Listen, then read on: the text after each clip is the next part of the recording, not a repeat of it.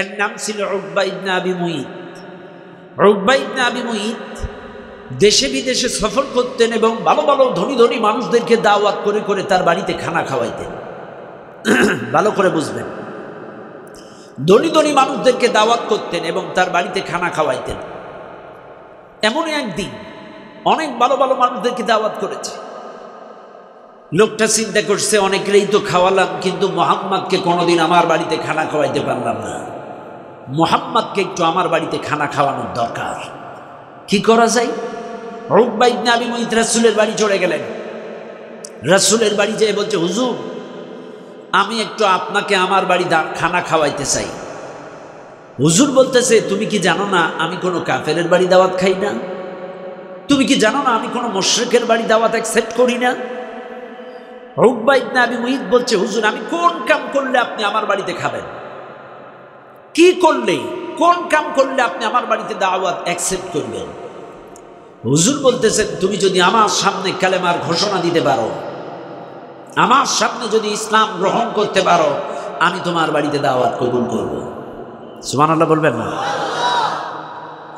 উকবা ইবনে আবি মুইত রাসূলের সামনে কালেমা পড়ে নিলেন, লা ইলাহা ইল্লাল্লাহ মুহাম্মাদুর রাসূলুল্লাহ সাল্লাল্লাহু আলাইহি সাল্লাম। রাসূল তার বাড়িতে দাওয়াত খাইলেন। উকবা ইবনে আবি মুইত টেকনিক্যালি রাসূলকে আগে ভাগে খাওয়ায়া বিদায় করে দিছে। কিছুক্ষণ পরে অন্য অন্য নেতৃবৃন্দ, বড় বড় কাফেররা আসছে। এদের মধ্যে ছিল আব্দুল্লাহ ইবনে উবাই। আব্দুল্লাহ ইবনে উবাই উকবা ইবনে আবি মুইতের বন্ধু, খুব ক্লোজ বন্ধু। আব্দুল্লাহ ইবনে উবাই বলতেছে, বন্ধু, শুনলাম তুই নাকি মুহাম্মাদের হাতে ইসলাম কবুল করেছিস, শুনলাম তুই নাকি মুহাম্মাদের হাতে, মুহাম্মাদের সামনে কালেমার ঘোষণা দিয়েছিস, কথাটা কি ঠিক? উকবা ইবনে আবি মুইত বলছে, বন্ধু শোনো, আসলে মুহাম্মাদকে কোনো কায়দায় আমার বাড়িতে খানা খাওয়াইতে পারছিলাম না, এই জন্য বেকায়দায় পড়ে মুখে মুখে কালেমা পড়ছি, অন্তর দিয়ে পড়ি নাই। নাউজুবিল্লাহ বলবেন না? মুখে মুখে পড়ছি, অন্তর দিয়ে পড়ি নাই।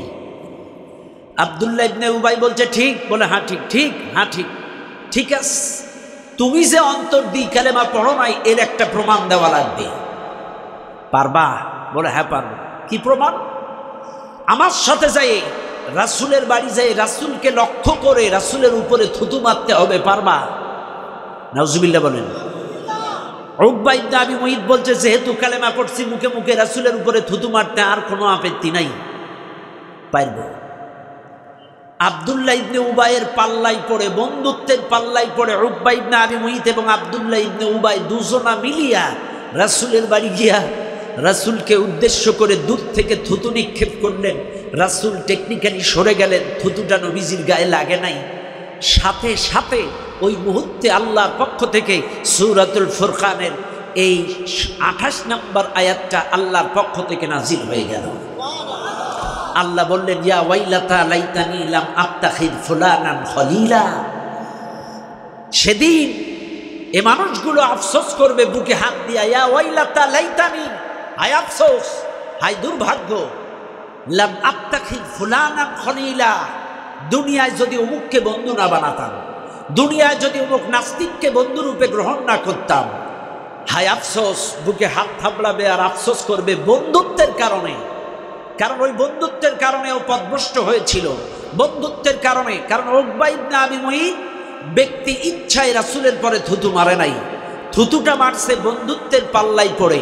এজন্য আল্লাহ আয়াতটা নাজিল করে বললেন, এই খারাপ বন্ধুদের কারণে কিয়ামতের দিন এই দুনিয়ার বন্ধুগুলো আফসোস করবে, হায় আফসোস, দুনিয়ায় যদি এদেরকে বন্ধু না বানাতাম, দুনিয়ায় যদি এদেরকে বন্ধুরূপে গ্রহণ না করতাম।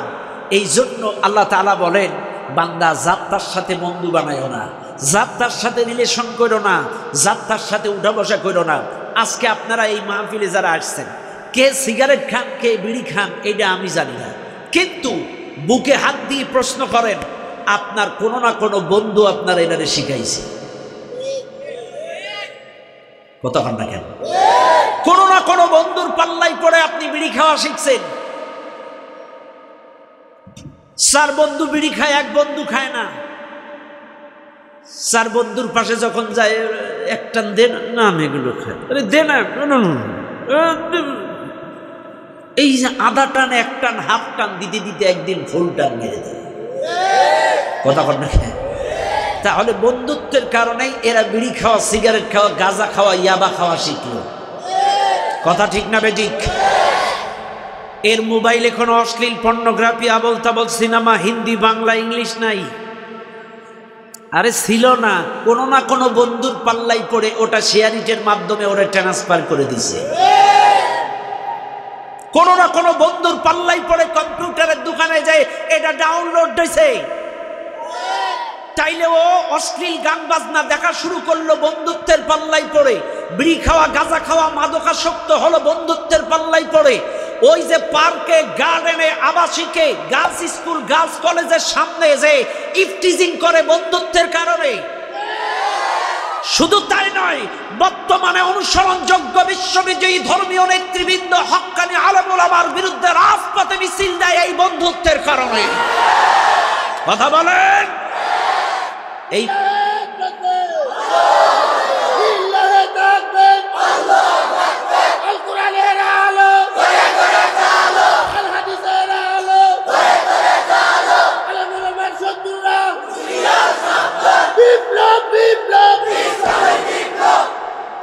আর সময় কম, আপনি যদি সময় খান তাহলে আমি ওয়াজ করবো কখন?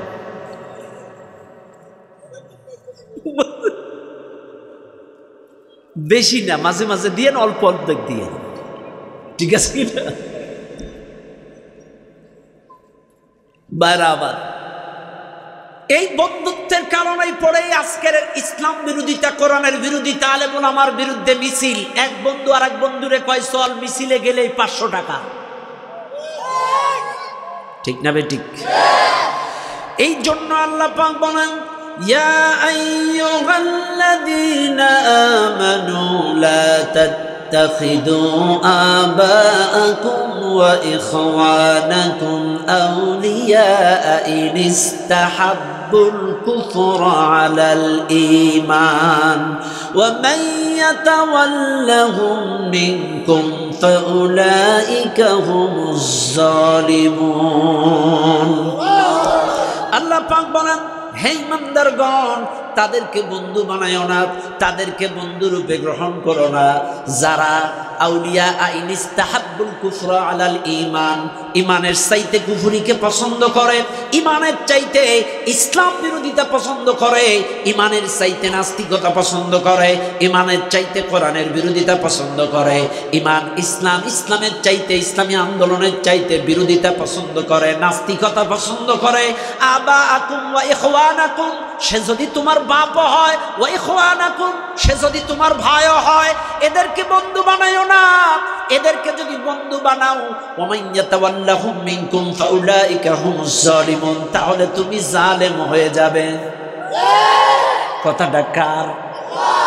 আবাকুম ওয়া ইখওয়ানাকুম, সে যদি তোমার বাপও হয়, সে যদি তোমার ভাইও হয়, এরা যদি ইমানের চাইতে ইসলামের বিরোধিতা পছন্দ করে, এরা যদি ইসলাম, ইসলামী আন্দোলনের চাইতে নাস্তিকতা পছন্দ করে, আলেমের বিরোধিতা পছন্দ করে, কোরআন সুন্নাহ ইসলাম, ইসলামী পথ অপছন্দ করে, এদেরকে বন্ধু বানানো যাবে না। আর যারা এদেরকে বন্ধু বানাবে ওরা জালেম হয়ে যাবে। আল্লাহ আর এক জায়গায় বলেন, লা ইয়াত্তাখিদিল মুমিনুনাল কাফিরিনা আউলিয়া মিন দুনিল মুমিনিন, একজন মুমিন আর একজন মুমিনকে বাদ দিয়া কোনো কাফেরকে বন্ধু বানাইতে পারে না, কোনো নাস্তিককে বন্ধু বানাইতে পারে না, কোনো ইসলাম বিদ্বেষীকে বন্ধু বানাইতে পারে না। যদি বানাই, ওয়া মান ইয়াফআল যালিকা ফালাইসা মিনাল্লাহ, আল্লাহ বলেন তাদের সাথে আমি আল্লাহর কোনো সম্পর্ক থাকবে না।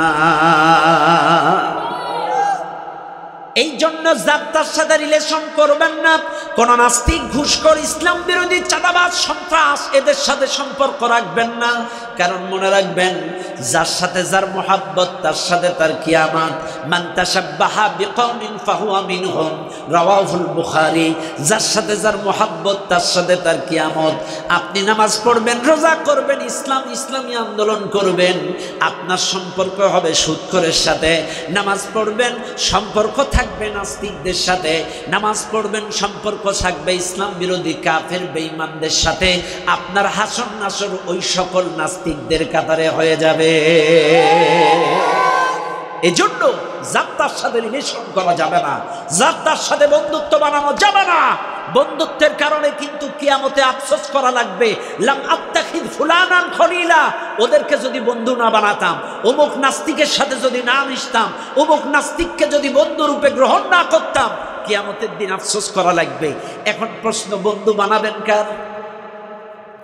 আল্লাহ বলেন, ইন্নামা ওয়ালিয়্যুকুমুল্লাহু ওয়া রাসূলুহু ওয়াল্লাযীনা আমানুল্লাযীনা ইউকিমুনাস সালাত ওয়া ইউতুনাজ যাকাত ওয়া হুম রাকিউন। কোন আল্লাহু আকবার। আল্লাহ সূরা মায়েদার মধ্যে বলেন, একজন মুমিনের বন্ধু হবে তিনজন। প্রথম নাম্বার বন্ধু হবে আল্লাহ। প্রথম বন্ধুর নাম কি? প্রথম বন্ধুর নাম আল্লাহ, সেকেন্ড বন্ধু ওয়া রাসূলুহ, আর তিন নাম্বার বন্ধু ওয়াল্লাযীনা আমানু, যারা ঈমানদার, ইউকিমুনাস সালাত ওয়া ইউতুনাজ যাকাত, সালাত কায়েম করে, যাকাত আদায় করে, ওয়া হুম রাকিউন, রুকুকারীদের সাথে রুকু করে, ওই সকল ঈমানদারেরাই হবে আপনার আমার বন্ধু। কথাটা কার? জোরে কোন কার? ব্যাস, আল্লাহ বলছেন আমানুত্তাকুল্লাহ ওয়া কুনু মা'আস সাদিকিন। ঈমানদারগণ, আমি আল্লাহকে ভয় করো, আমাকে ভয় করো এবং সত্যবাদীদের সাথে চলো, সত্যবাদীদের সাথে চলো। যারা সত্য কথা বলে, যারা সত্যের পথে মানুষকে আহ্বান করে, সত্য প্রতিষ্ঠা করার জন্য চেষ্টা করে, এদের সাথে চলো। কোন চাঁদাবাজ, সন্ত্রাস, মিথ্যাবাদী যারা মিথ্যা কথা বলে,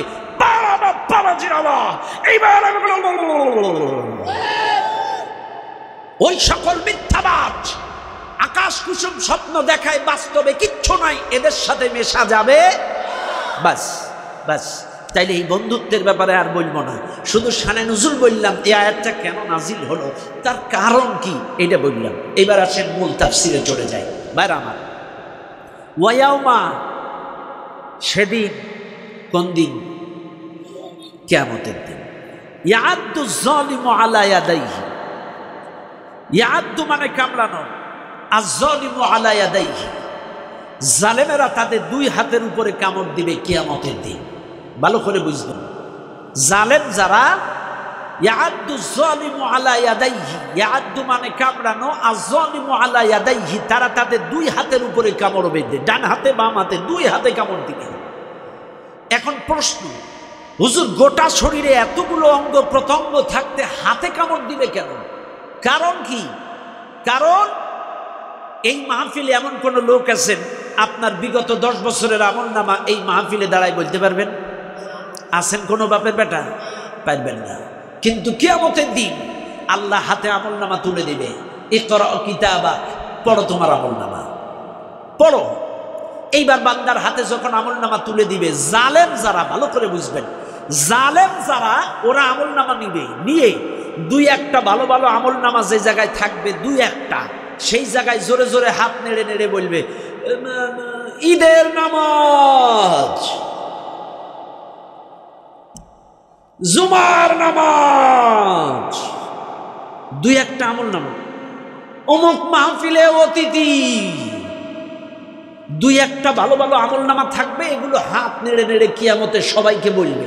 আর যেই জায়গায় সুদ খাওয়া, ঘুষ খাওয়া, চাঁদাবাজ, সন্ত্রাস, ইসলাম বিরোধিতা, কোরআনের বিরোধিতা, মিথ্যা মামলা হামলা, মানুষকে বাড়ি ছাড়া, অন্যায়ভাবে জনগণের সম্পদ লুণ্ঠন করা, এইগুলো যখন দেখবে পরবর্তীতে, ওখানে আরো পড়বে না স্টাফ। ও একটু ভাবের সহিত, জালেম যারা ভাবের সহিত, একটু ভাবের সহিত তাফসিরে আসছে, ও একটু ওয়েট নিয়ে, আল্লাহ এগুলো আমরা করিনি, তোমার ফেরেশতারা বাড়ায় বাড়ায় দিচ্ছে, বুঝেন নাই? একটু ওয়েট নিয়ে, আল্লাহ এগুলো আমরা করিনি,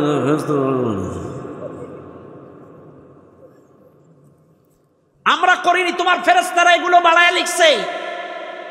আল্লাহ বলবেন, ঠিক আছে, আমার ফেরেশতারা যদি তোর আমলনামায় বাড়ায় লেখে, আমলনামা বন্ধ কর।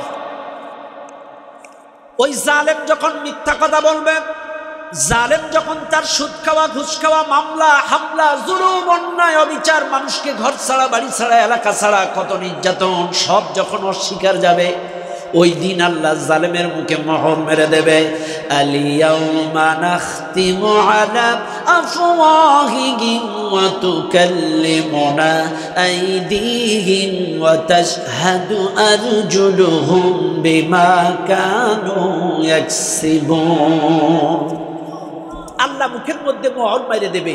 এইবার তুকাল্লিমুনা আইদিহিম, এই হাত দুটো, তুকাল্লিমুনা আইদিহিম ওয়া তাশহাদু, হাতু, এই হাত দুটো এবার সাক্ষ্য দিবে আল্লাহর সামনে।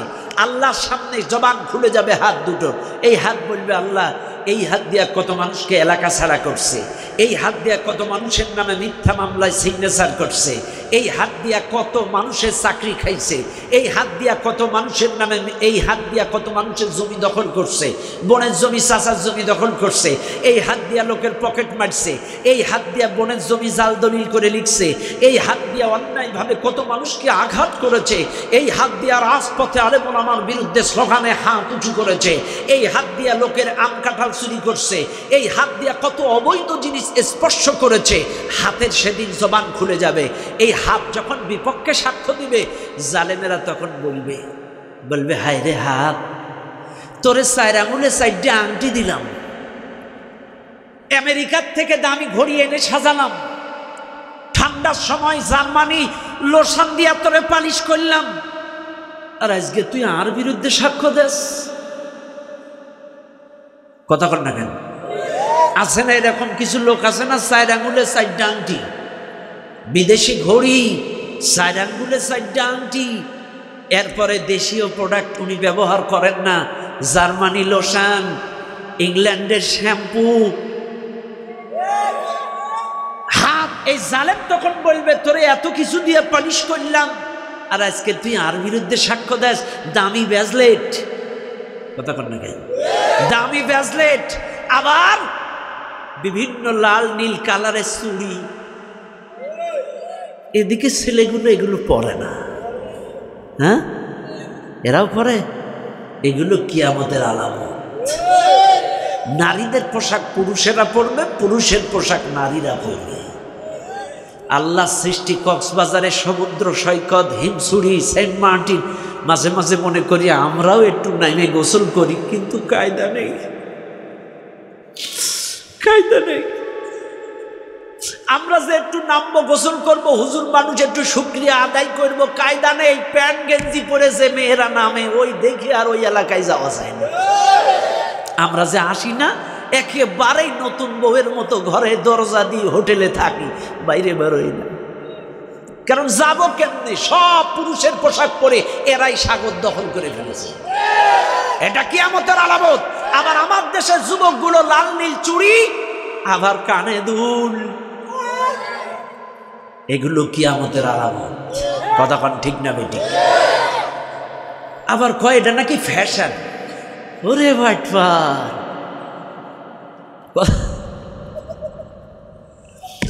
বারা আমার, বাবাজিনা আমার, জালেমেরা হাতের উপরে কামড় দিবে আর বলবে, এখন বলবে, ইয়া লাইতানি ইত্তাখাযতু মা'আর রাসূলি সাবিলা।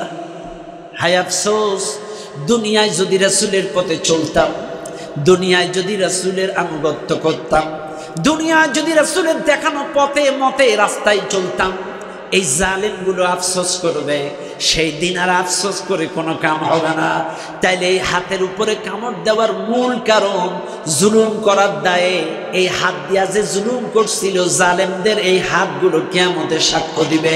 এই হাত দিয়া কত মামলা, কত হামলা, কত জুলুম, কত চুরি, রাস্তার টাকা, ইউনিয়নের টাকা, সংসদের টাকা, যেই চুরির কথা সব বলে দেবে।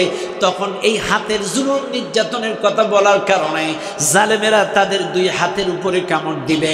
ভাইরা আমার, বাবাজিরা আমার, এবার আসুন আজকে এই মুসলমানেরা আপনারা জেনে নেন, শুনে নেন ভালো করে, জুলুম কত প্রকার। আজকে আপনাদেরকে জানা যায় প্রাথমিক পর্যায়ে জুলুম কত প্রকার। প্রাথমিক পর্যায়ে জুলুম হলো 6 প্রকার।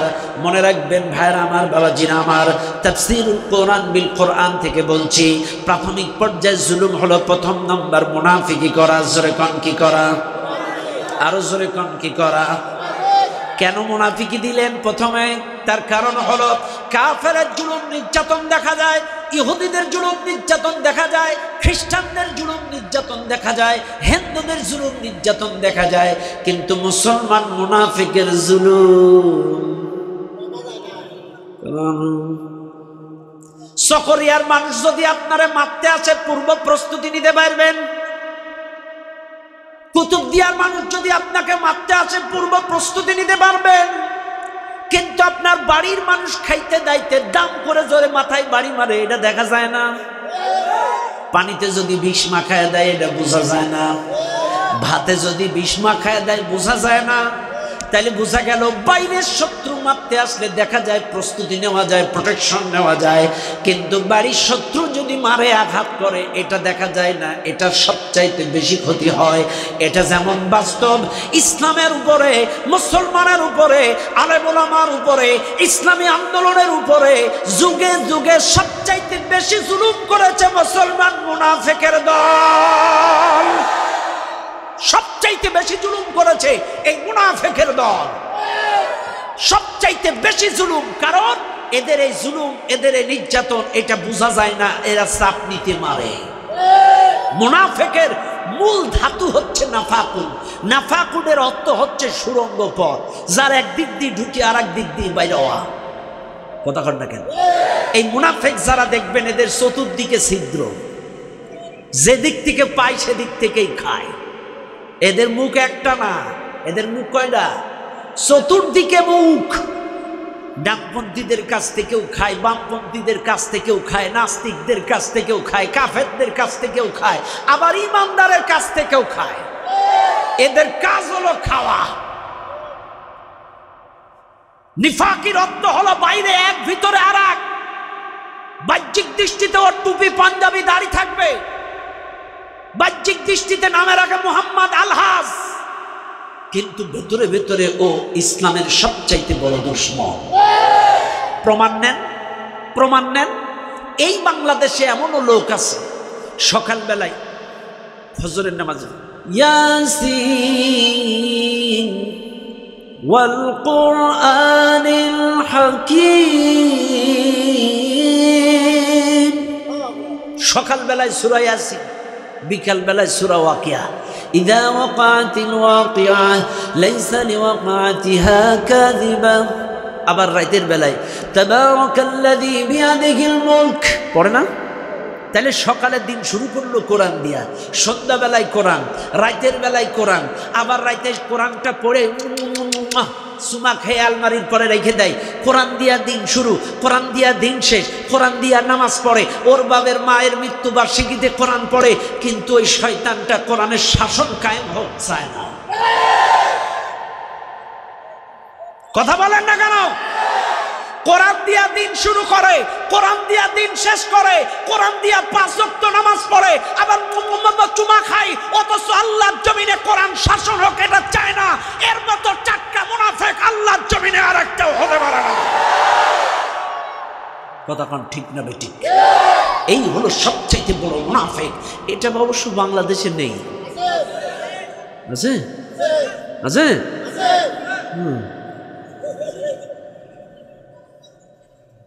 বলা হয় বাংলাদেশ দ্বিতীয় বৃহত্তম মুসলিম দেশ।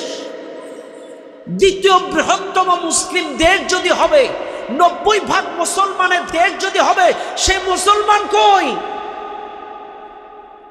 কথা কন না কেন? দ্বিতীয় বৃহত্তম মুসলিম দেশ, সে মুসলমান কই? আপনি কি মনে করেন এই সব মুসলমান? মসজিদ ভর্তি জুমার দিন যে টুপিওয়ালা সব মুসলমান? একতলা দুতলা মসজিদে জায়গা ধরে না, সব কটা টুপিওয়ালা দাড়িওয়ালা। সবগুলো যদি আবু বকর ওমরের টুপি হতো, বাংলাদেশে ইসলাম কায়েম আরো 10 বছর আগে হতো। কারণ সব টুপিওয়ালা আবু বকরের না, সব দাড়িওয়ালা উসমানের মতো আবু বকরের মতো না। কতক্ষণ না কেন? আমার তো সন্দেহ হয় 90% মুসলমানের দেশ, সন্দেহ হয় 90% মুসলমানের দেশ, এটা আর সন্দেহ হয়। সে মুসলমান কয় 90% মুসলমানের দেশে 90% লাগে না, 51% খাঁটি মুসলমান হলে ইসলাম কায়েম হয়ে যায়।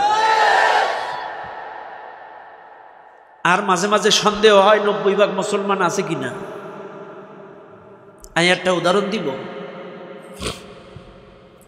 রিক্সা যারা চালায় বছরে কয়বার খাসির গোশ খায়? কথা কর না কেন?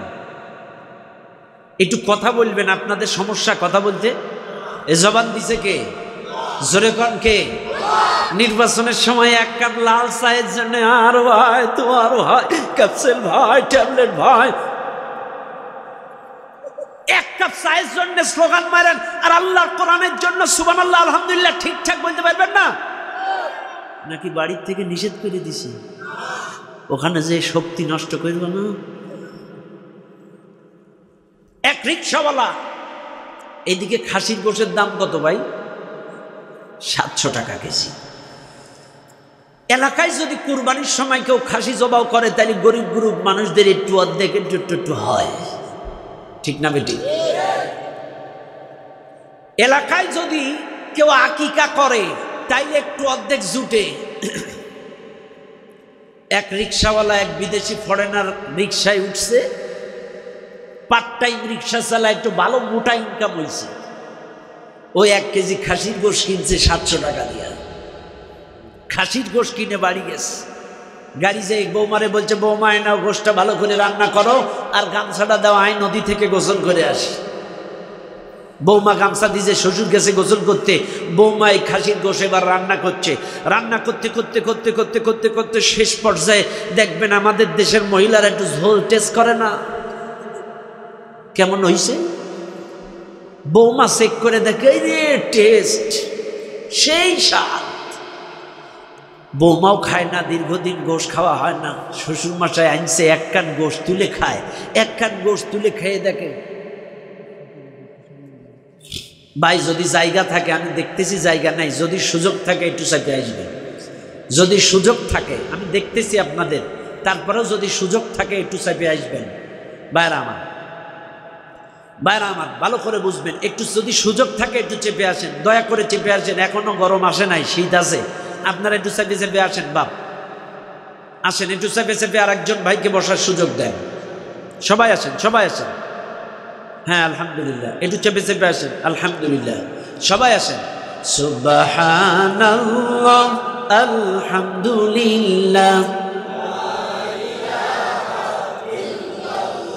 সুবহানাল্লাহ আলহামদুলিল্লাহ লা ইলাহা সুবহানাল্লাহ আলহামদুলিল্লাহ লা ইলাহা। তোমারি জিখে পড়ে অবাধ্য হয় কেমন করে, তোমারি জিখে পড়ে অবাধ্য হয় কেমন করে, তোমারি পথে আমার জীবন, তোমারি পথে আমার জীবন, কবুল করো ওগো আল্লাহ। সুবহানাল্লাহ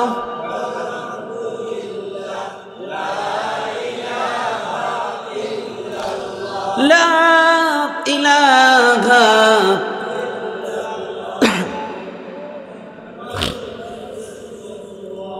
সাল্লাল্লাহু আলাইহি ওয়াসাল্লাম।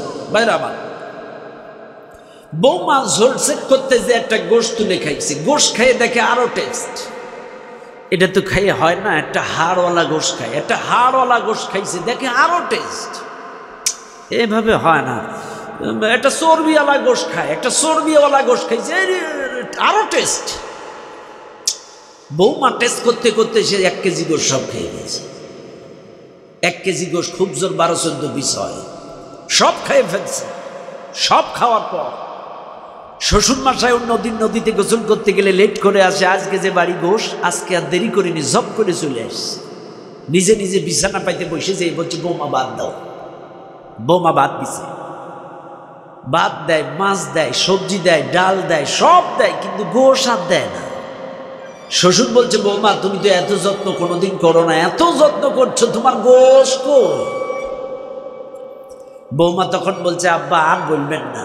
কেন, কি হয়েছে? বলছে, আব্বা আমি গোশ রান্না করে একটা ঢাকনা দিয়ে ঢেকে আমি কড়ার উপরে গোশ রাইখে আমি টিউবওয়েলে গেছিলাম পানি আনতে আপনারে ভাত দিব বলে, আইসে দেখি আমাদের বাড়ির সে পোষা বিড়ালটা এইটা সে ঢাকনা উঁচু করে 1 কেজি গোশ সব খেয়ে গেছে। এখন যা আছে বিড়ালের ঝুটা ঝোল, এ কি আপনার দেওয়া যায়? শ্বশুর মশাই রিক্সা চালায়, বিভিন্ন লোক চড়াইয়া খায়, এর অভিজ্ঞতা কম না। শ্বশুর বলতেছে, কড়া চুলার উপরে গরম গোশ, ঢাকনা ঢাকা, 1 কেজি গোশ একটা বিড়াল কেমনে খাইয়ে গেল? এটা ক্যালকুলেশনে মেলে না। 1 কেজি গোশ কেমনে খাইল? চিন্তা করতে করতে ভাত তরকার কোনো রকম খাইয়ে হাত মুখ ধুয়ে উঠেই দেখে সর্বনাশ, যেই বিড়ালের দোষ বৌমা দিছে ওই বিড়ালটা ঘরের থেকে বাইরে হচ্ছে। শ্বশুর তো চালাক কম না, দম করে দরজা আটকায় দিস। দরজা আটকায়া তাড়ায়া তাড়ায়া সে বিড়াল ধরে ফেলছে। বিড়াল ধরে সামনের পায়ে 2 দড়ি, পেছনের পায়ে 2 দড়ি, বিড়াল বাঁধতে এইবার দাড়ি পাল্লা হাজির করছে। দাড়ি পাল্লা হাজির করে এক সাইডে চাপাইছে 1 কেজি, আর এক সাইডে চাপাইছে সেই বিড়াল। চাপায়া দেখে টোটাল 1 কেজি। টোটাল কয় কেজি? শ্বশুর মশাই বলতেছে, বৌমা বুঝলাম এটা না হয় তোমার সেই 1 কেজি গোশ, তাই সে বিড়াল কই? বুঝেন না আপনারা? এটা না হয় 1 কেজি গোশ, তোমার বিড়াল কই? আর এটাই যদি বিড়াল হবে সে গোশ কই? কথা কন না কেন? এটা যদি বিড়াল হবে গোশ কই? এটাই যদি গোশ হবে বিড়াল কই? তুমি যে বললে বিড়ালে গোশ খেয়ে গেছে, সে গোশ কই? আজকে বাংলাদেশের অবস্থাও তাই। 90% মুসলমানের দেশ যদি এটা হবে, সে ইসলাম কই? আর এটাই যদি দ্বিতীয় বৃহত্তম ইসলামী দেশ হবে, তাহলে সে মুসলমান কই? কথা বলেন। ওই বৌমার মতো অবস্থা। এই জন্য আমাদেরকে মনে রাখতে হবে, মুসলমান এক কথাই বলে যায়, মুনাফিকি করবেন না, মুনাফিকি করবেন না, করবেন না। এটা সবচেয়ে খারাপ। জাহান্নামের সর্বনিম্ন স্তরে আপনি থাকবেন। মুনাফিকের কাজে কামে বরকত হয় না। মুনাফিক দুনিয়ায়ও লাঞ্ছিত, আখিরাতেও লাঞ্ছিত। মুনাফিক জাহান্নামে কাফেরদেরও নিচে থাকবে। মুনাফিকেরা সবচেয়ে অসহায় থাকবে কিয়ামতে। এজন্য মুনাফিকি করবেন না। বাপ আজকে আসি কালকে নাই, এক কথাই বলে যায়, ইমান বিক্রি করবেন না। মুনাফিকেরা ইমান বিক্রি করে। উমাইয়ার ওই যে বেলালের দিকে তাকান, হযরতে বেলাল উত্তপ্ত মরুভূমির পরে উমাইয়া বুকের উপরে পাথর চাপিয়ে দিয়ে বলেছিল, বল ইসলাম ছাড়বি কিনা, কালেমা ছাড়বি কিনা? বেলাল বলেছিল, আল্লাহু আহাদ, আল্লাহু আহাদ। ইসলাম ছাড়বো না, জীবন দেব, শহীদ হব, ইমান বিক্রি করব না। খাব্বাবকে কয়লার আগুনের পরে শুইয়ে দিয়ে বলেছিল, বল ইসলাম ছাড়বি কিনা, কালেমা ছাড়বি কিনা? খাব্বাব বলেছিল, জীবন দেব, শহীদ হব, ইমান বিক্রি করব না। সুমাইয়াকে বর্ষার আঘাতে মর্মান্তিক ভাবে মেরেছিল, বল ইসলাম ছাড়বি কিনা, কালেমা ছাড়বি না কিনা? ইসলাম বিক্রি করে নাই, ইমান বিক্রি করে নাই। হযরতে সুমাইয়ার ছেলেটাকে আবু জেহেল 2 পাও 2 উটের সাথে বাইধে দিয়ে 2 দিকে খেদাই দিয়ে বলেছিল, বল ইসলাম ছাড়বি কিনা, কালেমা ছাড়বি কিনা? সুমাইয়ার ছেলে বলেছিল, জীবন দেব, শহীদ হব, ইমান বিক্রি করব না। আবু জেহেল এই সন্তানের 2 পাও 2 উটের সাথে বেঁধে 2 দিকে খেদাই দিছিল। সুমাইয়ার সন্তানের পায়ের মাঝখান থেকে ফেড়ে 2 খণ্ড হয়ে মরুভূমিতে পড়েছিল, ইমান বিক্রি করে নাই। আজকে মুসলমান নির্বাচন আসলে 1 প্যাকেট বিড়ি, একটা লুঙ্গি, একটা শাড়িতে বিক্রি হয়ে যাও। আল্লাহর কসম, যে ইমান লুঙ্গিতে, শাড়িতে, বিড়িতে, 10 কেজি চাউলে বিক্রি হয়, ওই ইমান দিয়ে আল্লাহর জান্নাতে যাওয়া যাবে না। কথা বলেন ঠিক না বেঠিক? বেলাল তো ইমান বিক্রি করেনি, সুমাইয়া তো ইমান বিক্রি করেনি, খাব্বাব তো ইমান বিক্রি করেনি, সুমাইয়ার ছেলে তো ইমান বিক্রি করেনি। আপনি 500 টাকায় বিক্রি হয়ে যান, একটা লুঙ্গিতে বিক্রি হয়ে যান, একটা শাড়িতে বিক্রি হয়ে যান, লজ্জাও করে না আপনার? এটা মুনাফিকি। মুনাফিকি, কারণ মুনাফিকি মুনাফিকিরা তাদের ঈমান বিক্রি করে, ইয়াবিউদিনাহু বিআরাদিন মিনাদ দুনিয়া, মুনাফিকেরা সামান্য দুনিয়াবি স্বার্থের কারণে তাদের দিন বিক্রি করে, কিন্তু প্রকৃত ঈমানদার ঈমান বিক্রি করে না। ঈমানদার মাথা নত করে কার কাছে? কার কাছে? একজন মুসলিম এক আল্লাহকে ছাড়া কারো কাছে অবনত হয় না। মাজলুম যত হয় হোক পাগল পারা, এই হাত পেতে কারো কিছু লয় না। একজন মুসলিম এক আল্লাহকে ছাড়া কারো কাছে অবনত হয় না। মাজলুম যত হয় হোক পাগল পারা, এই হাত পেতে কারো কিছু। হাজার দুঃখ থাকুক জীবন জুড়ে, থাকুক ফাগুন সরে গেলে অনেক দূরে, হলে সবুজ বিহীন ধূসর ধরা, রবকে ছাড়া কারো কিছু কয় না। একজন মুসলিম এক আল্লাহকে ছাড়া কারো কাছে অবনত হয় না। মাজলুম যত হয় হোক পাগল পারা, এই হাত পেতে কারো কিছু লয় না। ঠিক না বে ঠিক? বারা আমার, তাহলে মনে রাখবেন মুনাফিকি প্রথম নাম্বার জুলুমের প্রকার। কারণ মুনাফিকি করবেন না মুসলমান বাবাজিরা আমার, আমার ভুল বুঝবেন না। যুগে যুগে ইসলামের উপরে, কোরআনের উপরে, আলেম ওলামার উপরে, ইসলামী আন্দোলনের উপরে, ইসলাম প্রতিষ্ঠার পথে বাধা দিয়েছে, জুলুম করেছে এই মুনাফিকের দল। প্রমাণ নেন। এই গ্রামের নাম কি? সাদেকের কাটা।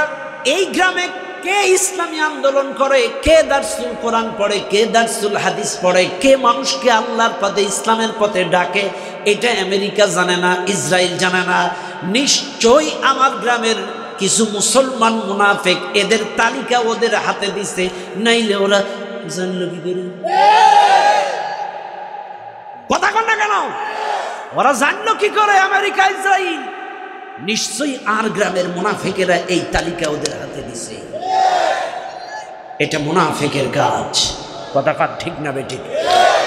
বাবা আমার, এই জন্য প্রত্যেকটা কথা বলে যাই, ইমান বিক্রি করবেন না, মুনাফিকি করবেন না। কথা ঠিক না বেঠিক? বাইরা আমার, বাবাজিরা আমার, এই জন্য লক্ষ্য করবেন। তাহলে প্রথম নাম্বার জুলুমের প্রকারটা হলো মুনাফিকি করা। কথা ঠিক না বেঠিক? এবার আসেন দুই নাম্বার জুলুমের প্রকার। আল্লাহর কোরআন বলেন, ইন্নাশ শিরকা লাযুলমুন আযীম। আল্লাহ পাক বলেন সূরা লুকমান 13 নম্বর আয়াত, নিশ্চয়ই শিরিক করা সবচাইতে বড় জুলুম। কথাটা কার? আরো জোরে কোন কার? আল্লাহ পাক বলেন নিশ্চয়ই শিরিক করা সবচাইতে বড় জুলুম। শিরিক করা সবচাইতে বড় জুলুম। কথাটা কার? আরো জোরে কোন কার? তাইলে আল্লাহ বলছেন সূরা লুকমানের 13 নম্বর আয়াত, নিশ্চয়ই শিরিক করা সবচাইতে বড় জুলুম। তাইলে জুলুমের 2 নাম্বার প্রকার হলো শিরিক করা। জোরে কোন কি করা? 2 নাম্বার হলো শিরিক করা। আমার এই শিরিক এমন একটি মারাত্মক গুনাহ, এমন একটি মারাত্মক পাপ। আল্লাহর কোরআন বলে, বান্দা শোনো, চুরি করার পরে তওবার মতো তওবা করলে আল্লাহ তোমাকে মাফ করে দেবে। জিনা করার পরে তওবার মতো তওবা করলে আল্লাহ তোমাকে মাফ করে দিবে। মার্ডার করার পরে তওবার মতো তওবা করলে আল্লাহ তোমাকে মাফ করবে। কিন্তু কোন মানুষ যদি আল্লাহর সাথে শিরিক করে, এই শিরকের গুনাহ আল্লাহ কাউকে ক্ষমা করবে না। ইন্নাল্লাহা লা ইয়াগফিরু আন ইউশরাকা বিহি ওয়া ইয়াগফিরু মা দুনা যালিকা লিমান ইয়াশা। অন্যান্য গুনাহ আমি আল্লাহ যাকে ইচ্ছা মাফ করব, কিন্তু শিরকের গুনাহ কাউকে ক্ষমা। কথাটা কার? এটা আল্লাহর কথা বিশ্বাস হয়? সবাই বিশ্বাস করেন, কিন্তু আমাদেরকে কিছু মাহফিলে গেলে সিরকুটটাই, হুজুর দেশের অবস্থা ভালো না, এই শিরিক টিরিক নিয়ে ওয়াজ করবেন।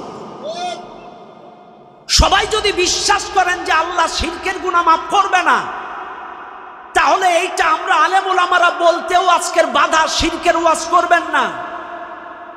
আরে বাপ, আমরা আলেম, আমাদের দায়িত্ব এই দুনিয়ার মানুষদেরকে অন্ধকার থেকে আলোর পথ দেখানো। লিতুখরিজান নাস মিনাজ যুলুমাতি ইলান নূর কিতাবুন আনসালনাহু ইলাইকা লিতুখরিজান নাস মিনাজ যুলুমাতি ইলান নূর। আল্লাহ বলছে আমি এই কোরআনটা নাজিল করেছি এই দুনিয়ার মানুষদেরকে অন্ধকার থেকে আলোর পথে ডাকার জন্য। আর এই ডাকার দায়িত্ব আমাদের আলেম ওলামাদের। আপনারা তো রাস্তা চিনেন না, আমরাই কোরআন থেকে আপনাদের রাস্তা দেখাবো। এইটা আলোর পথ, এটা অন্ধকারের পথ, এই রাস্তায় গেলে জান্নাত, এই রাস্তায় গেলে জাহান্নাম, এই দায়িত্ব আমাদের। আর আমাদেরকে আজকে বলা হয় শিরকের ওয়াজ করবেন না, তার মানে আপনারা জাহান্নামে যান। কথা কন না কেন? না, শিরিক হারাম, সবচাইতে বড় জুলুম। আমরা কেন বলি শিরিক করবেন না, শিরকের পক্ষে থাকবেন না, শিরকের পক্ষে যারা সমর্থন করে, এই পক্ষে যারা স্লোগান দেয়, এদের সাথে মিশবেন না। কারণ শিরিক করলে তার জীবনের সমস্ত ইবাদত নষ্ট। লাইন আশরাকতা লা ইয়াহবাতান্না আমালুকা ওয়া লা তাকুনান্না মিনাল খাসিরিন। কোরআন বলতেছে যারা শিরিক করবে তার জীবনের সমস্ত আমল বরবাদ। কথাটা কার? প্রখ্যাত আলেম, ইনি না সভাপতি বাজান? আলহামদুলিল্লাহ, প্রখ্যাত আলেম, মুরব্বী মানুষ। শিরিক করলে তার জীবনে 40, 80 যতদিন বাঁচবে, আপনি যদি 60 বছরের মাথায় শিরিক করেন, আপনার বিগত 60 বছরের নামাজ রোজা ইবাদত বরবাদ। শিরিক করলে আরো কি তাই?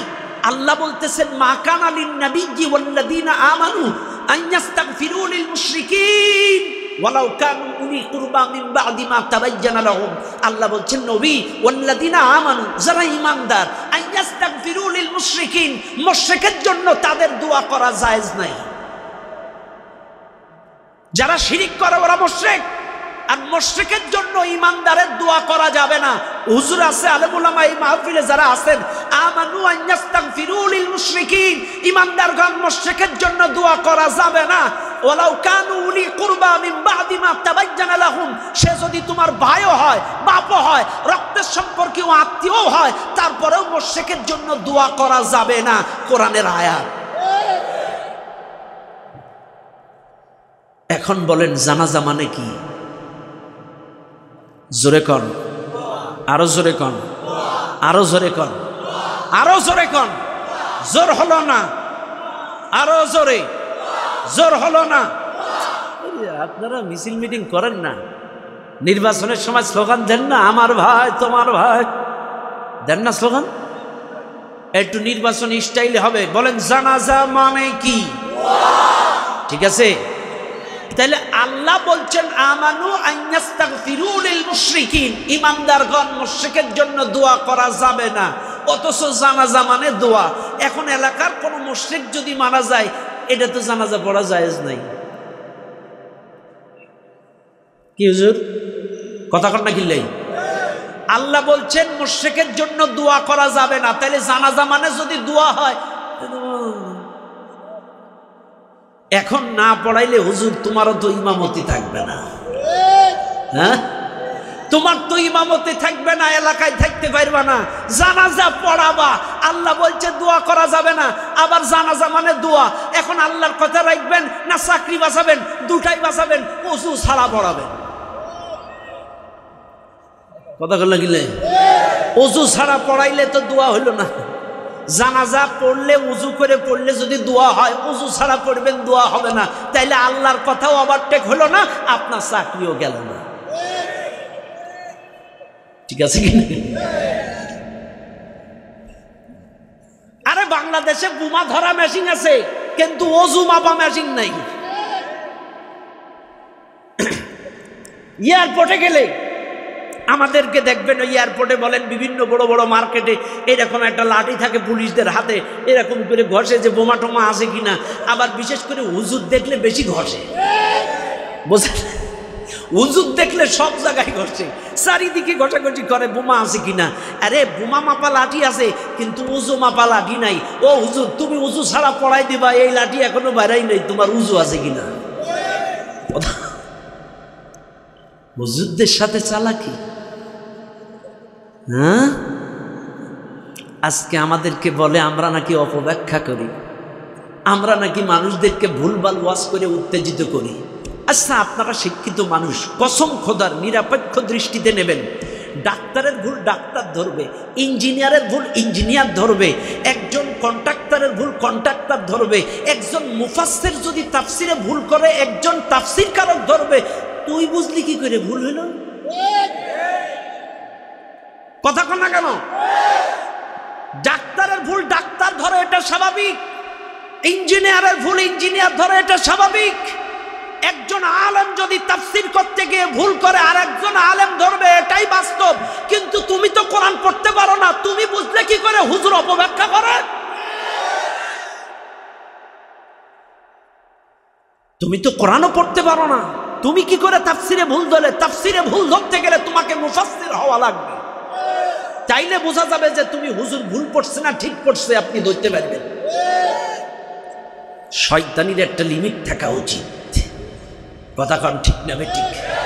বাইরা আমার, বাবাজিরা আমার, আজকে শিরকের ওয়াজ করি বলে আপনাদের খারাপ লাগে?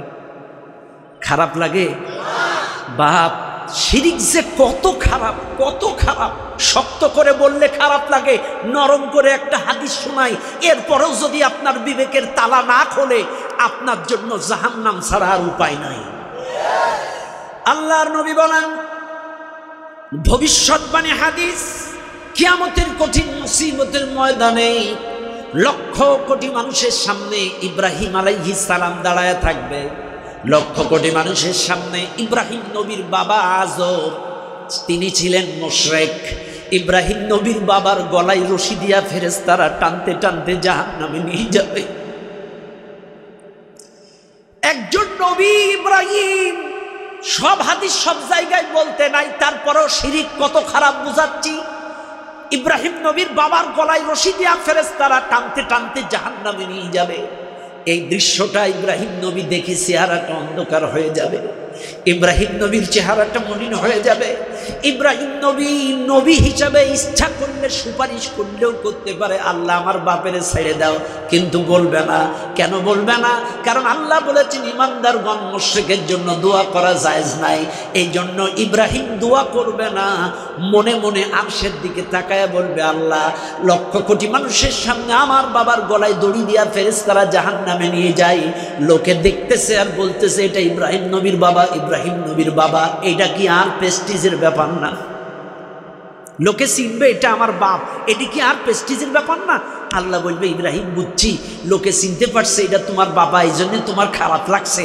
আচ্ছা, তোমার যাতে খারাপ না লাগে আমি ব্যবস্থা করছি। ইব্রাহিম আরশের দিক থেকে নিচের দিকে তাকাও। ইব্রাহিম নবী আরশের দিক থেকে নিচের দিকে তাকায়া দেখে, একটু আগে তার বাবার গলায় রশি দিয়া ফেরেশতারা জাহান্নামে নিয়ে যাচ্ছিল, আর এখন তাকায়া দেখে একটা শূকরের গলায় দড়ি দিয়া ফেরেশতারা জাহান্নামে নিয়ে যাচ্ছে। শিরিক কত খারাপ! মানুষ যাতে চিনতে না পারে এটা নবীর বাবা, এজন্য আল্লাহ তার আকৃতি চেঞ্জ করেছে, কিন্তু মাফ করে নাই। আজকে আমরা শিরকের ওয়াজ করি বলি আমাদের দোষ, অথচ শিরিক কত খারাপ, কত খারাপ! একজন নবীর বাবাকেও ছাড়ে নাই। এজন্য বলি, দল করবেন, রাজনীতি করবেন, আপনার ব্যক্তিগত ব্যাপার, কিন্তু বিবেকের দরজায় তালা দিবেন না। হারামকে হারাম, হালালকে হালাল বলতে শিখুন। শিরিক করবেন না, শিরিক মুক্ত জীবন গড়েন। কথাটা কার? ও দুনিয়ার মানুষ, এবার আসেন তিন নম্বর জুলুমের প্রকার। আল্লাহর কোরআন বলেন, ওয়া মাইয়াতাআদ্দা হুদুদাল্লাহি ফাউলাইকা হুমুজ জালিমুন। আল্লাহর কোরআন, আল্লাহ রাব্বুল আলামিন বলেন, আমার কোরআনের সীমারেখা যারা অতিক্রম করবে, আমার কোরআনের সীমানা যারা ছাড়িয়ে যাবে, এই কোরআন যারা সীমা লঙ্ঘন করবে, আমার সীমারেখা যারা অতিক্রম করবে, আল্লাহ বলেন তারা জালেমের অন্তর্ভুক্ত হয়ে যাবে। কথাটা কার? আরো জোরে কোন কার? তাইলে কোরআনের সীমারেখা ছাড়ালে যদি জালেমের অন্তর্ভুক্ত হয়ে যায়, এইবার আপনি আমি বুকে হাত দেন, আল্লাহর কোরআনের সীমারেখায় আসি নাকি নাই? কোরআনের সব মানি না কিছু মানি, আবার কিছুই মানি না। কোন স্তরের মানুষ আপনি বুকে হাত দিয়া প্রমাণ করেন। কারণ আল্লাহ বলেন, আমি এই পৃথিবী বানালাম, আসমান বানালাম, তোমাকে বানালাম। আজকে এই মাহফিলে যত মানুষ আছেন, মনে করেন, এই আপনার নাম কি ভাই? হ্যাঁ, রমিজউদ্দিন ভাই আমার। মনে করেন রমিজউদ্দিন ভাই বিয়ে করছে কাল, গতকাল 14 ফেব্রুয়ারি বিয়ে করছে প্রিয়তমাকে। বিয়ে করার পরের দিন যদি বন্ধু, ওই স্ত্রী যদি বয়ফ্রেন্ডের বাড়ি চলে যায়, কোন জায়গায় এক্স বয়ফ্রেন্ড থাকে না? আপনাদের এদিকে এসব নেই, এদিকেও আছে।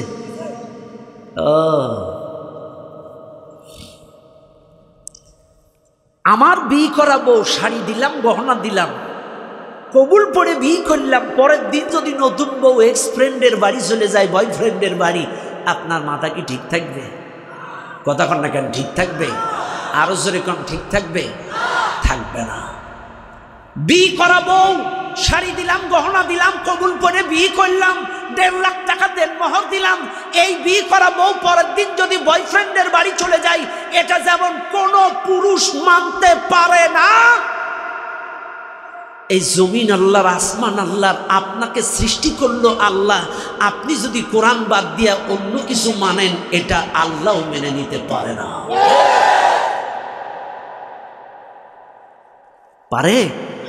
আপনার বিয়ে করা বউ যদি অন্যের ঘরে যায়, মেনে নিতে না পারেন, আল্লাহর সৃষ্টি করা মানুষ এটা যদি কোরআন বাদ দিয়া অন্য কিছু মানে, এটা আল্লাহ মেনে নিতে পারে না। আর তখনই আপনি জালেম হয়ে যাবেন, জালেম হয়ে যাবেন। কেন জালেম হবেন? মনে রাখবেন, এখান থেকে ইন্ডিয়া বা বিদেশ, মায়ানমার কত দূর হবে আনুমানিক? কথা কয় না, হ্যাঁ? 200 মাইল এত দূর হয় নাকি?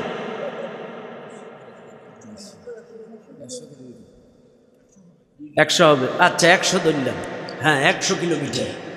মনে করেন 100 কিলোমিটার পরে আমার রমিজ ভাইয়ের এক ভাই বিডিআরের অফিসার, বড় বিডিআর প্রধান, এক ভাই আর্মি প্রধান, এক ভাই র্যাব প্রধান, এক ভাই পুলিশ প্রধান, 4 ভাই জেনুইন অফিসার। রমিজ ভাই টেলিফোনে কথা বলতে বলতে বলতে বলতে বলতে মায়ানমারে চলে গিয়েছে, অবৈধভাবে বর্ডার ক্রস করে। এখন ওই দেশে চলে গেলে বাংলাদেশি টাওয়ার কি আর থাকবে? থাকবে? টাওয়ার থাকবে না। ওই দেশে চলে গিয়েছে। এখন মায়ানমারের ওই সেনারা, আর্মিরা যদি ধরে ফেলে, রমিজ ভাইরে কি করবে? কথা কন না কেন? আদর করবে, সাইজ করবে। রমিজ ভাইরে ধরে সাইজ করবে, অবৈধভাবে ডুপ্লিকেট। কথা পান ঠিক না বেটি? এখন রমিজ ভাইয়ের 4 ভাই বড় বড় অফিসার, কিন্তু রমিজ ভাইয়ের সাথে নেটওয়ার্কের কানেকশন না থাকার কারণে তারা তাকে মুক্ত করতে, কারণ সে কই আছে জানেই না, নেটওয়ার্কের বাইরে। এজন্য বড় বড় অফিসার হওয়া সত্ত্বেও এরা জানে না যে সে কই গেছে, কেমন আছে, কোন অবস্থায় আছে। 4 ভাই বড় অফিসার থাকা সত্ত্বেও তাকে মুক্ত করতে পারে না।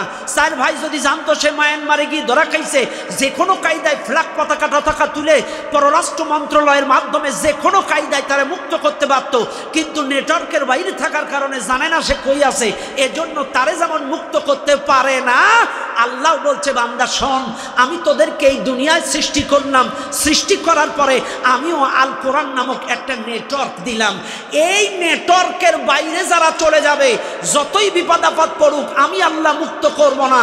আর নেটওয়ার্কের মধ্যে যারা থাকবে, বিপদ আপদ, জেল জুলুম, নির্যাতন যাই হোক না কেন, আমি আল্লাহ ওদেরকে মুক্ত করে জান্নাতে তুলে দেব। কারণ নেটওয়ার্কের আওতায় থাকলে আমি বুঝবো, আমি ওকে মুক্ত করে জান্নাতে দিব। আর নেটওয়ার্কের বাইরে চলে গেলে ওই ভাইরা যেমন মুক্ত করতে করে না, আমার আল্লাহ কোরআনের বাইরে চলে গেলে আপনাকে মুক্ত করে জান্নাতে দেবে না।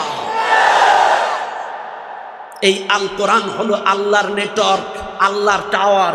এই টাওয়ারের বাইরে গেলে জান্নাতের সাথে সংযোগ ছিন্ন। এটা জান্নাতের টাওয়ার। জান্নাতে যাইতে গেলে এই নেটওয়ার্কের আওতায় থাকা লাগবে। যারাই অতিক্রম করবে এরা জালেমের অন্তর্ভুক্ত হয়ে যাবে। ও দুনিয়ার মানুষ, এই মাহফিলে যত মানুষ আছেন আপনারা একটু ভালো করে লক্ষ্য করেন, তাইলে কোরআনের সীমানা অতিক্রম করলে যদি জালেম হয়ে যায়, আল্লাহর বিধান সীমা লঙ্ঘন করলে যদি জালেম হয়ে যায়, আল্লাহর কোরআন সীমা অতিক্রম করলে যদি জালেম হয়ে যায়, এইবার আপনারা এই মাহফিলে যত মানুষ আছেন আপনারা বলেন, নামাজটা কার বিধান? জোরে বলেন কার? সকল দল মত পথ তরিকার সিলসিলার লোক নামাজটা পড়ে মানে, কেন এটা আল্লাহর বিধান। এইবার বলেন রোজাটা কার বিধান? সকল দল মত পথ তরিকার লোক নামাজ পড়ে, নামাজ মানে, এটা আল্লাহর বিধান। এবার বলেন হজটা কার বিধান? সকল দল মত পথ তরিকার লোক মানে, এটা হজটা আল্লাহর বিধান। তাইলে নামাজ আল্লাহর বিধান বলে নামাজ পড়েন, রোজা আল্লাহর বিধান বলে রোজা রাখেন, হজ আল্লাহর বিধান বলে হজ করেন। এইবার বলেন আল্লাহর বিধান তো জিহাদ করা, আল্লাহর জমিনে আল্লাহর দ্বীন কায়েমের জন্য জিহাদ করো, এটাও তো ফরজ। তাইলে এটা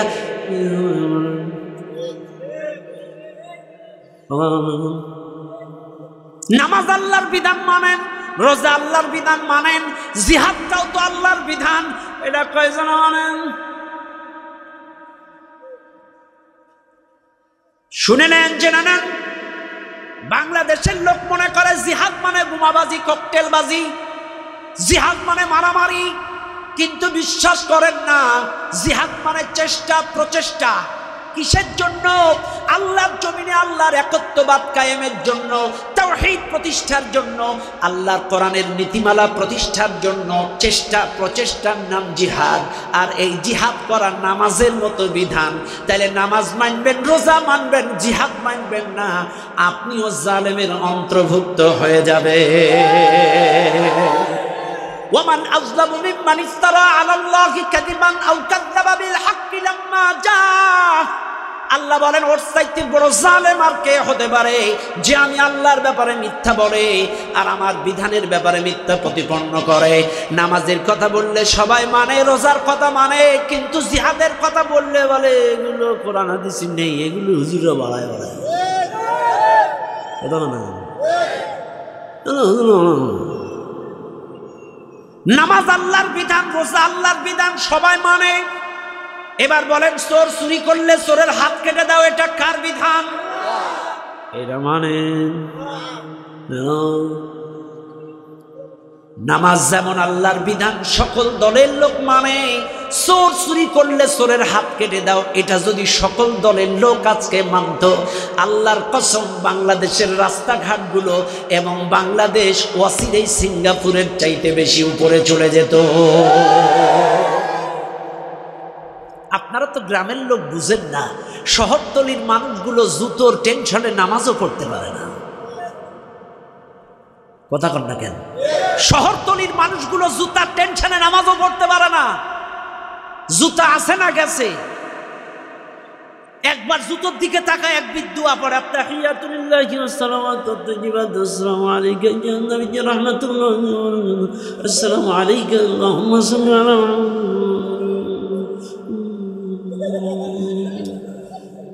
কথা বলেন না, জুতার টেনশনে ঠিকমতো দোয়াও পড়তে পারে না। আরে মানুষ চুরি করে তাই বলে করোনার সময়ও করে?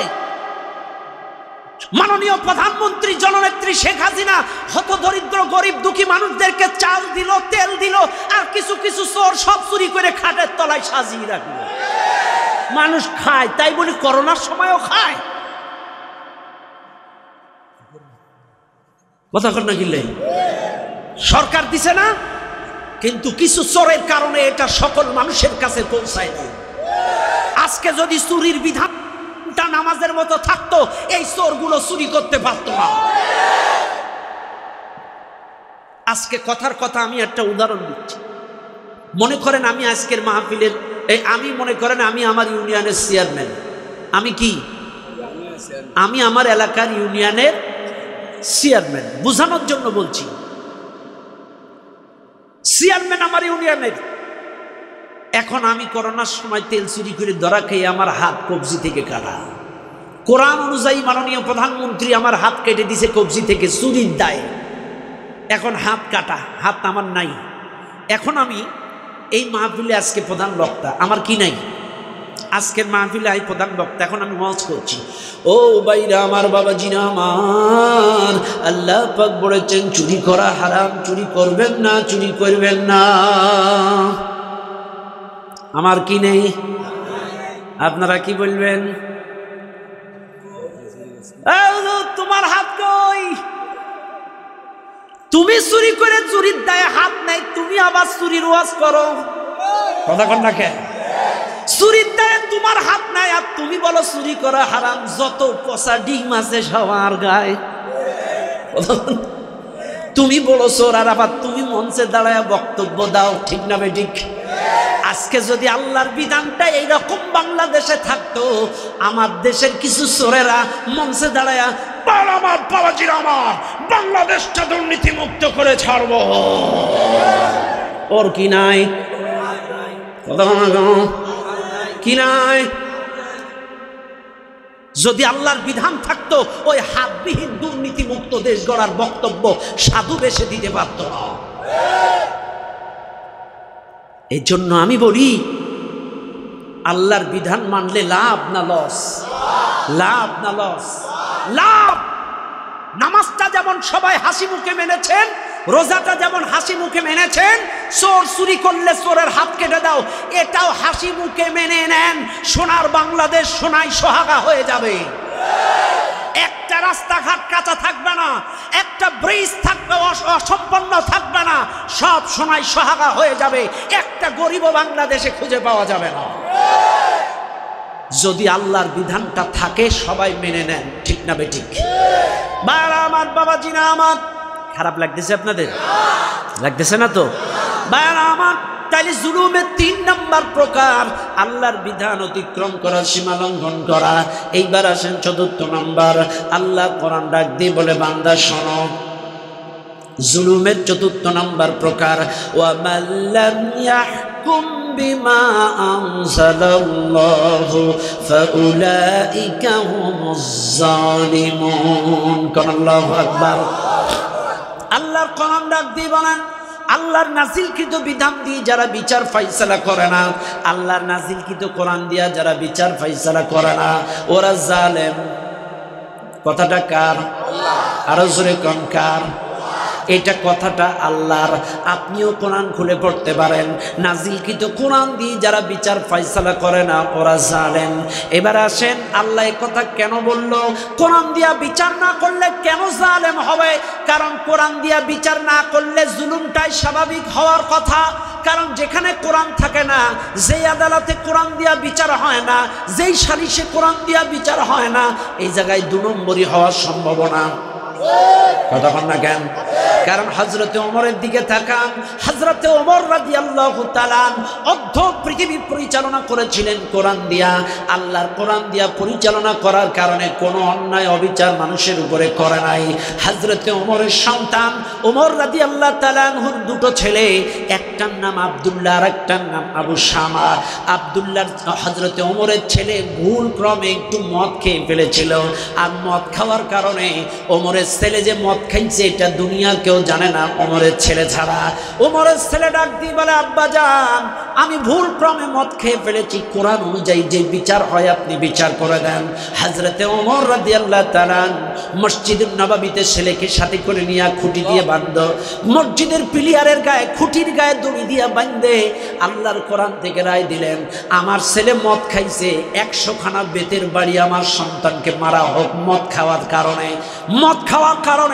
100 খানা বেতের বাড়ি আমার সন্তানকে মারা হোক।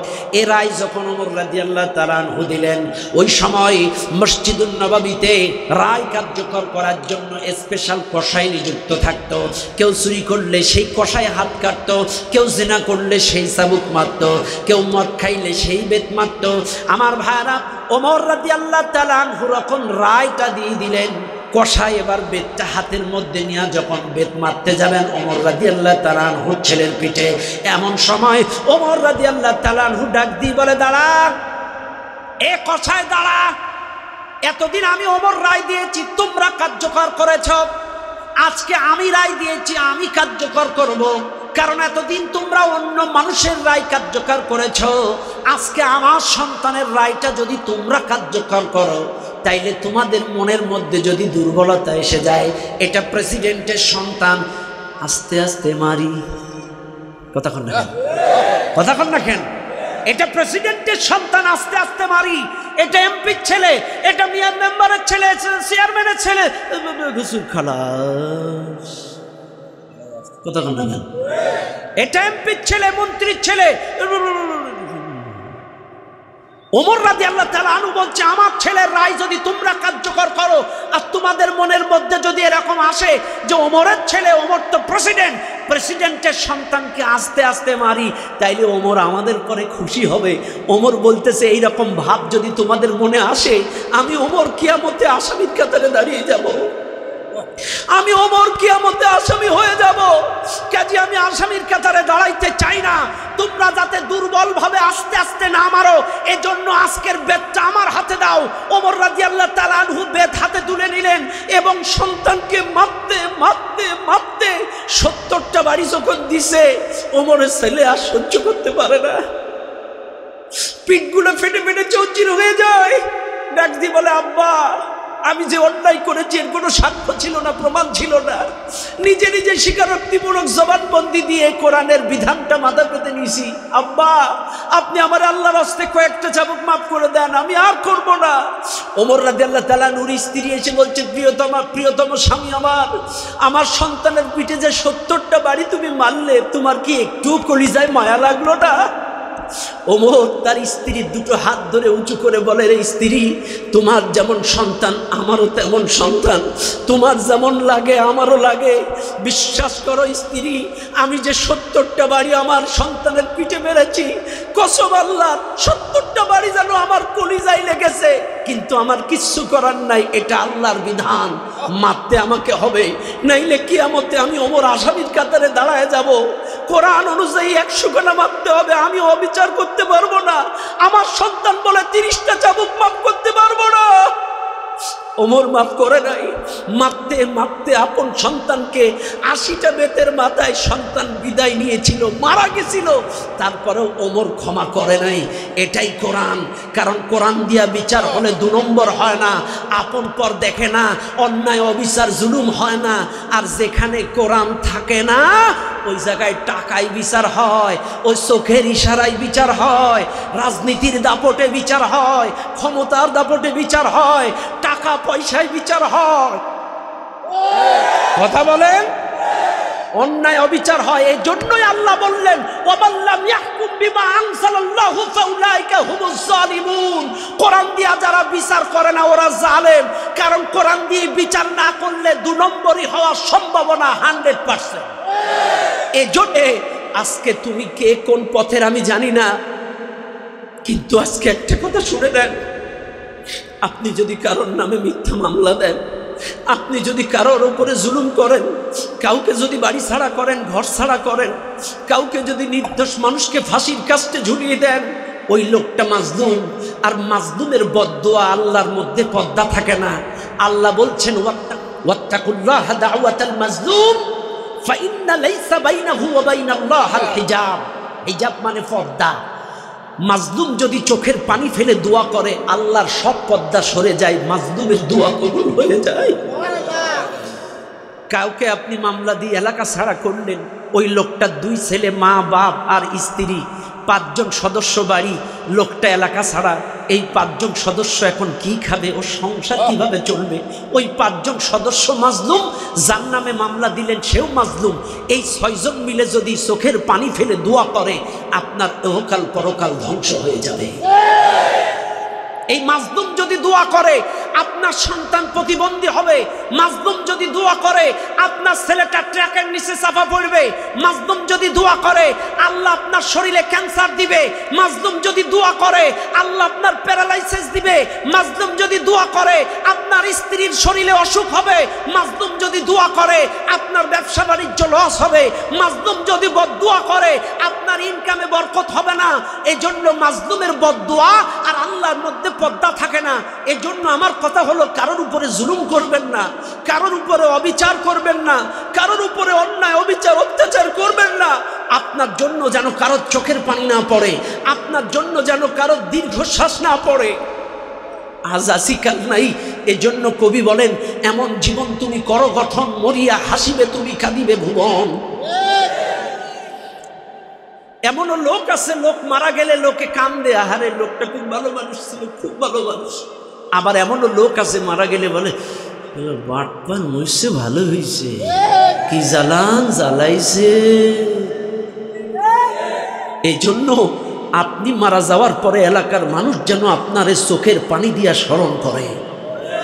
কথা কন না কেন? খবরদার কারোর উপরে জুলুম করবেন না, অবিচার করবেন না। জুলুম যে কত ভয়াবহ, কত খারাপ, এর একটা ছোট্ট উদাহরণ আপনাদের দেই। ও দুনিয়ার মানুষ, মাজলুমের বদদুয়া আল্লাহর কাছে বিদ্যুতের গতির উপরে কবুল হয়ে যায়, তার একটা প্রমাণ আজকে দেয়া যায়।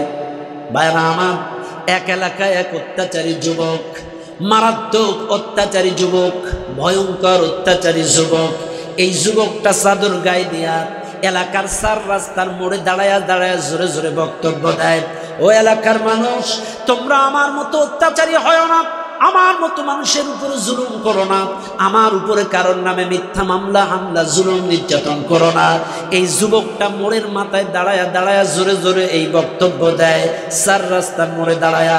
প্রতিদিন একই বক্তব্য দেয় চার রাস্তার মোড়ে দাঁড়ায়া, কিন্তু একটা মানুষ এই যুবকের কথাটা ঠিক মতো ভ্রুক্ষেপ করে না, কোনো মানুষ ঠিক মতো কান দিয়া কথাটা শোনে না।